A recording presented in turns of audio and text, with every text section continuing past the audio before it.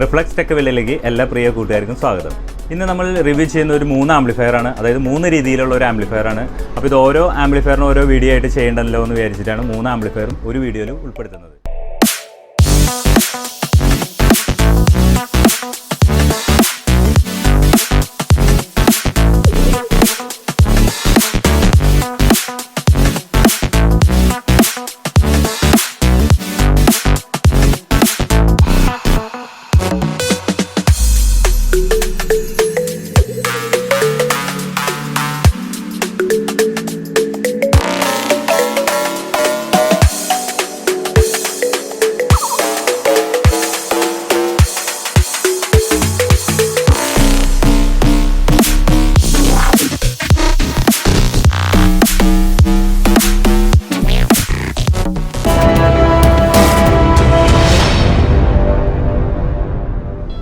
ഇതിൽ നമ്മൾ കൊടുത്തിരിക്കുന്ന ഏറ്റവും മുകളിൽ കൊടുത്തിരിക്കുന്ന ആംപ്ലിഫയർ നമുക്ക് ഒരു ചെറിയ ബഡ്ജറ്റിൽ കൊടുക്കാവുന്ന ഒരു ആംപ്ലിഫയറാണ്. അതായത് നമുക്ക് ഇതിനകത്ത് വന്നിരിക്കുന്നത് 5 ചാനൽ അതുപോലെ സബ്വൂഫർ, അതായത് 5.1 ആയിട്ടാണ്. 5.1 നമ്മൾ ഉപയോഗിച്ചിരിക്കുന്നത് സറൗണ്ട് ആയിട്ട് തന്നെയാണ് നമ്മൾ ഈ ആംപ്ലിഫയർ ഉപയോഗിച്ചിരിക്കുന്നത്.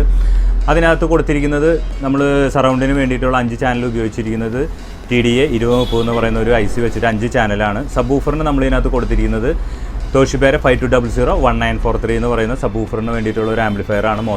ട്രാൻസിസ്റ്ററാണ് ഉപയോഗിച്ചിരിക്കുന്നത്. പിന്നെ ഇതിനകത്ത് നോർമൽ ഉപയോഗിക്കുന്ന നമ്മൾ സ്പീക്കർ പ്രൊട്ടക്ഷൻ ഉപയോഗിച്ചിട്ടുണ്ട്, പ്രൊലോജിക് ബോർഡ് ഉപയോഗിച്ചിട്ടുണ്ട്. അങ്ങനെ രീതിയിൽ ചെറിയൊരു ബഡ്ജറ്റിൽ കൊടുക്കാവുന്ന രീതിയിലാണ് ഈ ആംപ്ലിഫയർ ചെയ്തിരിക്കുന്നത്. പിന്നെ നമുക്ക് പുറകിൽ 3 ഓക്സിലറി ഇൻപുട്ട് ഉണ്ട്, അതുപോലെ തന്നെ 5 ചാനൽ പ്ലസ് സബ്വൂഫറിനുള്ള ഔട്ടും ഇതിനകത്ത് ആംപ്ലിഫയറിൻ്റെ പുറകിൽ കൊടുത്തിട്ടുണ്ട്. ഇനി ഇതിൻ്റെ ഫ്രണ്ട് വശം വരുന്നത് വെച്ചാൽ നമുക്കൊരു സെലക്ടർ സ്വിച്ചാണ്, അതായത് നമുക്ക് 3 ഇൻപുട്ട് സെലക്ട് ചെയ്യാൻ വേണ്ടിയിട്ടുള്ളൊരു സെലക്ടർ സ്വിച്ചാണ്. അതുകൂടാതെ നമ്മളൊരു പവർ ഓൺ സ്വിച്ചാണ്, അത് നമ്മളെല്ലാ ആംപ്ലിഫയറിനും ഉപയോഗിക്കാറുള്ളതാണ്. ന്യൂട്രും ഫേസും ഒരേപോലെ തന്നെ ഓഫ് ചെയ്യാവുന്ന രീതിയിലുള്ളൊരു പവർ ഓൺ സ്വിച്ചാണ്. അതിൻ്റെ അടുത്തായിട്ടാണ് നമുക്ക് സബ്വൂഫറിൻ്റെ ഓളിയം കൊടുത്തിട്ടുണ്ട്, പിന്നെ സെൻറ്റർ ഓളിയം, റിയർ ഓളിയം, ഫ്രണ്ട് ഓളിയം, പിന്നെ അതിൻ്റെ ബേസും ട്രബിളാണ് കൊടുത്തിരിക്കുന്നത്. ഈ 6 ചാനലിൻ്റെയും ഓളിയം ഒരേ സമയത്ത് നമുക്ക് കൂട്ടാനും കുറയ്ക്കാനായിട്ട് മാസ്റ്റർ ഓളിയാണ് പിന്നെ അതിൻ്റെ അടുത്ത് കൊടുത്തിരിക്കുന്നത്. അപ്പോൾ നമുക്ക് ഒരേ സമയത്ത് ഓരോ കൺട്രോൾ പോയി തിരിക്കേണ്ട ആവശ്യമില്ല, ഒറ്റ കൺട്രോൾ തിരിച്ച് കഴിഞ്ഞാൽ നമുക്ക് ഓളിയം കുറയ്ക്കാൻ സാധിക്കും. അതിന് വേണ്ടിയിട്ടാണ് ഒരു മാസ്റ്റർ ഓളിയം കൊടുത്തിരിക്കുന്നത്. പിന്നെ അതിൻ്റെ താഴെയായിട്ട് വരുന്ന ആംപ്ലിഫയർ ഇത് നമുക്ക് കുറച്ച് വില കൂടിയതാണ്. അതിൽ നമ്മൾ കൊടുത്തിരിക്കുന്നത് വെച്ച് കഴിഞ്ഞാൽ 7.1 ആണ്, അതായത് 7 ചാനൽ നമ്മൾ ഉപയോഗിച്ചിരിക്കുന്നത് TDA 7294 എന്ന് പറയുന്ന ഏതാണ്ട് 100 വാട്ട്സ് അടുത്ത് കിട്ടാവുന്ന ഒരു IC വെച്ചിട്ടാണ് 7 ചാനൽ നമ്മൾ കൊടുത്തിരിക്കുന്നത്. അതിനകത്ത് സബ്വൂഫറിന് ഉപയോഗിച്ചിട്ട് നമ്മൾ ഈ 3 ആംപ്ലിഫയറിലും സബ്വൂഫറിന് ഉപയോഗിച്ചിട്ട് സെയിം വാട്ട് തന്നെയാണ്. ടോഷിബേരെ 5.200 1943 എന്ന് പറയുന്ന 4 ട്രാൻസിസ്റ്റർ ഉപയോഗിച്ചിട്ടാണ് നമ്മൾ സബ്വൂഫർ ബോർഡ് കൊടുത്തിരിക്കുന്നത്. പിന്നെ ഇതിനകത്ത് സറൗണ്ട് ബോർഡ് വ്യത്യാസമുണ്ട്, അതായത് പ്രൊലോജിക് ബോർഡ് വ്യത്യാസമുണ്ട്. 7.1 പ്രൊലോജിക് ബോർഡാണ് നമ്മൾ ഉപയോഗിച്ചിരിക്കുന്നത്. പിന്നെ അതിനകത്ത് നമ്മൾ കൊടുത്തിരിക്കുന്നത് സ്പീക്കർ പ്രൊട്ടക്ഷനാണ്. എല്ലാ ചാനലിലും സ്പീക്കർ ഔട്ടിന് വേണ്ടി സ്പീക്കർ പ്രൊട്ടക്ഷൻ വിത്ത് ഡിലേ ആയിട്ടാണ് നമ്മൾ കൊടുത്തിരിക്കുന്നത്. ഇതിൻ്റെ പുറകിലായിട്ട് വരുന്നത് വെച്ചാൽ 7 ചാനൽ പ്ലസ് സബ്വൂഫറിനുള്ള ഔട്ടുണ്ട്, അതായത് front left right, rear left right, അതുപോലെ തന്നെ അതിൻ്റെ സറൗണ്ട് ബാക്ക് ലെഫ്റ്റ് റൈറ്റും കൂടി ഉണ്ട്, സെൻറ്റർ സബ്വൂഫർ. ഇങ്ങനെയാണ് ഇതിൻ്റെ പുറകിൽ സ്പീക്കർ ഔട്ട് വരുന്നത്. അതുകൂടാതെ 3 ഓക്സിലറി ഇൻപുട്ടും ഉണ്ട്. പിന്നെ ഇതിനകത്ത് നോർമൽ എല്ലാത്തിലും നമ്മൾ ഫാനും കാര്യങ്ങളൊക്കെ ഉപയോഗിക്കുന്നുണ്ട്, ഫാൻ കൊടുത്തിട്ടുണ്ട്. അതിനായിട്ട് തന്നെ നമ്മൾ ഇതിനകത്ത് പ്ലഗ് കൊടുത്തിരിക്കുന്നത് നമുക്ക് 3 പിൻ കേബിളാണ് നമ്മൾ ഇതിനകത്ത് ഉൾപ്പെടുത്തിയിരിക്കുന്നത്. ഒരു എർത്തും കൂടി നമ്മൾ ഇതിനകത്ത് ഇൻക്ലൂഡ് ചെയ്തിട്ടുണ്ട്, അതിനുള്ള കേബിളാണ് നമ്മൾ ഇതിനകത്ത് ഉപയോഗിച്ചത്. പിന്നെ അതിൻ്റെ ഫ്രണ്ട് വശം വരുന്നത് നമുക്കൊരു സെലക്ടർ സ്വിച്ചാണ്, 3 ഇൻപുട്ട് സെലക്ട് ചെയ്യാനുള്ളത്. അതുകൂടാതെ തന്നെ നമുക്ക് പെൻ ഡ്രൈവ് കണക്ട് ചെയ്യാം, ബ്ലൂടൂത്ത്, FM ഇതൊക്കെ ഇൻക്ലൂഡ് ഇതിനകത്തുള്ളതാണ്.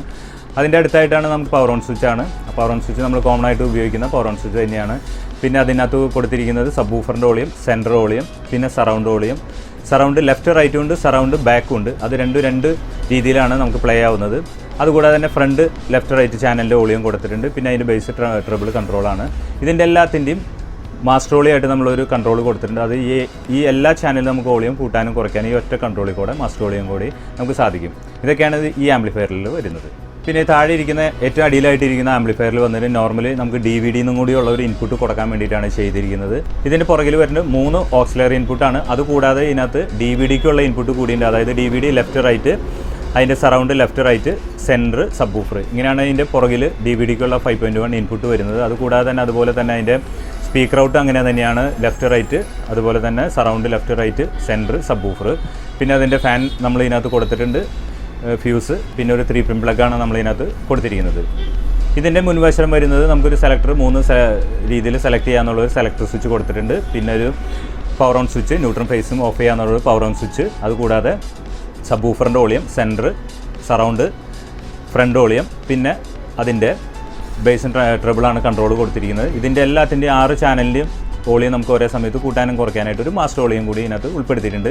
ഇതിനകത്ത് നമ്മൾ ഉപയോഗിച്ചിരിക്കുന്നത് TDA 7294 എന്ന് പറയുന്ന IC തന്നെയാണ്. ഏതാണ്ട് ഒരു 100 വാട്ട് അടുത്ത് കിട്ടാവുന്ന IC ആണ്. അതിൽ 5 ചാനൽ നമ്മൾ ഇതിനകത്ത് ഉപയോഗിച്ചിട്ടുണ്ട്. അതുകൂടാതെ സബ്വൂഫറിന് നമ്മൾ സ്ഥിരം ഉപയോഗിക്കുന്ന തോഷിബേരെ 5.2001943 എന്ന് പറയുന്ന ഒരു 2 പെയറാണ് നമ്മൾ ഇതിനകത്ത് ഉപയോഗിച്ച് സബ്വൂഫറിന് കൊടുത്തിരിക്കുന്നത്. ഈ 3 ആംപ്ലിഫയറിലും സെയിം സബ്വൂഫർ വാട്ട്സ് തന്നെയാണ്. സബ്വൂഫറിന് വാട്ട് നമ്മൾ കുറയ്ക്കാറില്ല. ലെഫ്റ്റ് റൈറ്റ് വോളിയാണ് നമ്മൾ ഇതിനകത്ത് കുറയ്ക്കുന്നത്. പിന്നെ നമ്മൾ ഇതിനകത്ത് ഉപയോഗിച്ചിരിക്കുന്ന സറൗണ്ട് ബോർഡും ബസ്സുവിൻ്റെ അത്യാവശ്യം നല്ലൊരു ക്വാളിറ്റിയിലുള്ള SMDയിലുള്ളൊരു സറൗണ്ട് പ്രൊലോജിക് ബോർഡാണ് നമ്മൾ ഇതിനകത്ത് ഉപയോഗിച്ചിരിക്കുന്നത്. പിന്നെ സ്പീക്കർ പ്രൊട്ടക്ഷൻ 6 ചാനലിനുള്ള സ്പീക്കർ പ്രൊട്ടക്ഷനാണ് അടുത്ത് ഉപയോഗിച്ചിരിക്കുന്നത്. ഇത്രയൊക്കെയാണ് അതിൻ്റെ ഉൾവശം വരുന്നത്. ഇനി നമുക്ക് ഈ 3 ആംപ്ലിഫയറിൻ്റെ ഓഡിയോ ക്വാളിറ്റി ഒന്ന് ചെക്ക് ചെയ്ത് നോക്കാം. ഓഡിയോ ക്വാളിറ്റി ചെക്ക് ചെയ്യുമ്പോൾ നമുക്കുള്ള കുഴപ്പം എന്താണെന്ന് വെച്ച് കഴിഞ്ഞാൽ നമുക്ക് സിനിമാ പാട്ടുകളോ കാര്യങ്ങൾ ഇടാൻ സാധിക്കില്ല. നമുക്ക് യൂട്യൂബ് തരുന്ന കുറച്ച് ഓഡിയോ സോങ്സ് ഉണ്ട്, കോപ്പിറൈറ്റ് പ്രോബ്ലം ഉള്ളതുകൊണ്ട് നമുക്ക് ആ യൂട്യൂബ് തരുന്ന സോങ്സാണ് ഇടാൻ സാധിക്കുകയുള്ളൂ. സിനിമാ സോങ്സ് നമുക്ക് ഇടാൻ സാധിക്കും, പക്ഷേ ഇട്ടാലും നമുക്കൊരു 10 സെക്കൻഡിന് താഴെയാണ് നമുക്ക് ഈ മൂവി സോങ്സ് ഇടാൻ സാധിക്കുകയുള്ളൂ. അപ്പോൾ അതിനകത്ത് സറൗണ്ട് കാര്യങ്ങൾ നമുക്ക് കൂടുതൽ ഫീൽ കിട്ടാൻ കുറവാണ്. നമുക്കൊരു ഫിലിം ഇടുക അല്ലെങ്കിൽ അങ്ങനത്തെ ഒരു സോങ്സ് മലയാള സോങ്സ് ഒക്കെ ഇടുമ്പോഴാണ് നമുക്ക് ആ സറൗണ്ട് ഫീൽ അറിയുള്ളൂ. മൂവി ഇടുമ്പോഴും നല്ല രീതിയിൽ തന്നെ സറൗണ്ട് ഫീലിംഗ് നമുക്ക് കിട്ടും. ഇതിപ്പോൾ നമ്മൾ സോങ്സ് ഇടുമ്പോൾ അത്രയും ഫീൽ ചെയ്യില്ല. അതാണ് നോർമലി യൂട്യൂബ് തരുന്ന ഒരു ഓഡിയോ നമ്മൾ ഇതിനകത്ത് പ്ലേ ചെയ്യുന്നത്. ഇനി നമുക്ക് ഇതിൻ്റെ ഓഡിയോ ക്വാളിറ്റി ഒന്ന് ചെക്ക് ചെയ്ത് നോക്കാം.